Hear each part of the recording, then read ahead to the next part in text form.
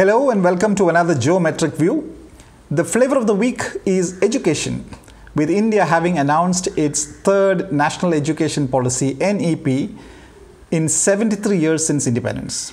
The first was in 1968, which laid a thrust on national integrity and economic development. The second in 1986 had a focus on equality of educational opportunity, particularly for the girl children. And the latest in 2020 lays emphasis on holistic and experiential learning with a 4-year undergraduate program. Now, why is India's education policy important? For the fact that it has the largest number of students anywhere in the world, equal to or perhaps more than the number of students in China. The numbers are truly mind-boggling. India has 993 universities, 41,901 colleges, and 10,726 standalone institutes for a total of 53,620 higher educational institutions. And the school numbers are even more eye-popping. India has 1.5 million schools, 9.4 million teachers, and a whopping 248 million children in schools. Now, if we add the higher education numbers and the school student numbers, which is 37 million and 248 million, we get 285 million students in schools and colleges across the country. And that number happens to be bigger than the total populations of France, Italy, the UK, and Germany combined. Now, if children and youth are the future of a nation, these are truly mouth-watering numbers for any nation. But look a little closer and we realize that India is not really well poised to tap this potentially massive demographic dividend. The NEP is only a vision statement, a wish list of sorts about how we should go forward in education. So let's look at what is stopping India from living up to its full potential. Number one, rules and obedience over quality or merit. Sure, rules ought to be there and students must learn to respect authority, but the students must grow beyond the yes sirs and the yes ma'ams. In 1967, Professor Sebastian Nariveli, at the age of 18 years, became the youngest Indian college lecturer. And he taught at the St. Thomas College, Pala in Kerala's Kottayam district for 37 years. All through which he saw India's higher education taking a more or less middling path. Not too good, not too bad. And recently he spotted an advertisement of a university which had as many as 20 mistakes in it, including promising students who studied there a good career instead of a good career. So much focus on rules and more rules means somebody like a Tathagat Avatar Tulsi, who could finish all his school subjects at the age of 9, had to fight a legal battle in a court in Patna, Bihar, to go on to do his graduation and finish MSc at the age of 12. And more recently, in 2016, we heard the story of Malvika Raj Joshi, who had won 3 medals in the Programming Olympiad, being denied admission to India's IITs just because she did not have a Class 12 certificate. And the Massachusetts Institute of Technology gladly accepted her. For the MIT, the Olympiad programming medals weighed far more than any marks in an entrance examination. But for us, it's considerations like age and the marks and how much you scored in an entrance examination that weighs much more than an Olympiad medal. Number two, not labs and libraries, but marks and jobs. Social scientist, historian, and former vice chancellor of the Kannur University, P.K. Michael Taragan says, there are generally 2 reasons why people go to university.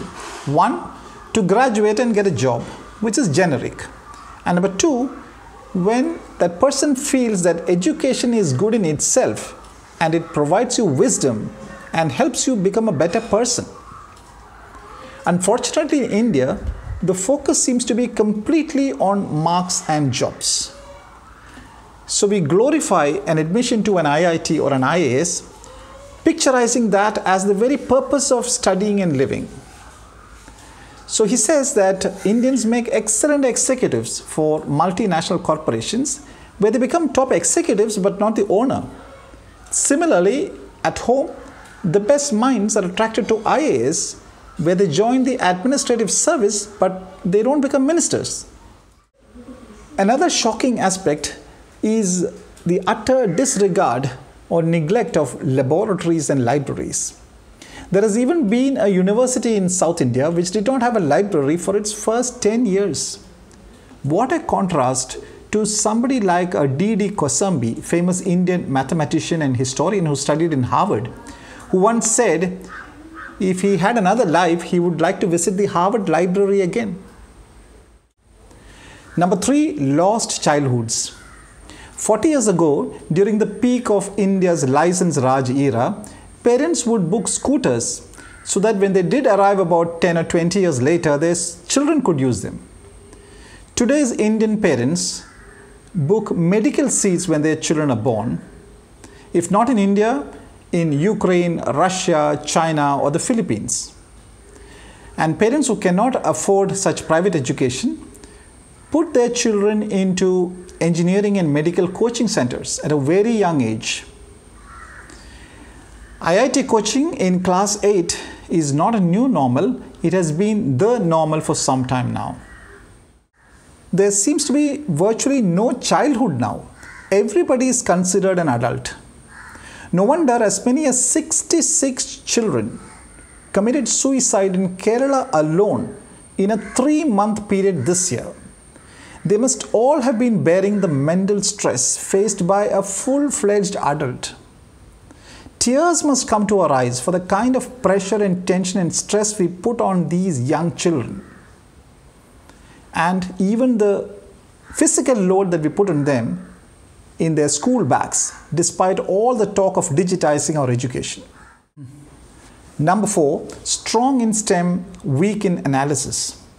Abraham Kurian, an IPS officer who served as the Director General of Police in India's most populous state of Uttar Pradesh and taught at the Madras IIT, feels Indian students have one strong point, which is their depth in STEM subjects or science, technology, engineering, and mathematics. Unfortunately, their deficiency in comprehension and analytical skills prevents them from going very far forward in that line, which in turn may be because they are not groomed well early enough in languages. And it's never easy to get good pre-primary and primary teachers. Don't forget, Philip II of Macedon got Aristotle to coach his son Alexander and gave him the brief, coach him for greatness. And we have Alexander the Great. Aristotles are not easy to get. Number 5, trained to cheat. On top of all that, our youth are unfortunate to witness the conflict and contrast between what is taught and what happens in real life. So they see youth with political connections being able to pass Public Service Commission examinations through cheating. They see bribes working well for their elders. And they even see state governments going to the extent of reclassifying highways when a court orders that liquor cannot be sold from outlets which are based on highways. And then the whole world sees what length or height our parents will go and turn into virtual Spider-Men and superwomen to assist in examination cheating. The quality of a society's education reflects everywhere, all around, on its roads, on its bridges, on its electric posts, and in its rivers. A very easy test of the quality of education is to go to a bus stop outside a college and see how students board it. And why do they board like that? Because queuing was not in the curriculum. And there were no marks for good behavior or broad-mindedness or compassion.